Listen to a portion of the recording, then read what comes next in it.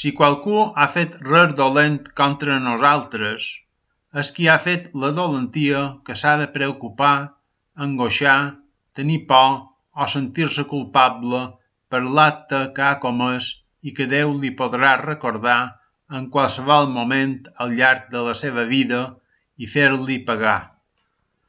Nosaltres podem tenir la consciència tranquil·la i mirar per endavant.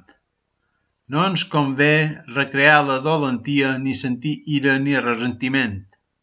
En canvi, si hem estat nosaltres que hem fet la dolentia, ens hem de preocupar de demanar perdó a qui hem fet mal i demanar perdó a Déu perquè ens retorni la tranquil·litat de consciència i puguem viure sense remordiments, por o angoixa.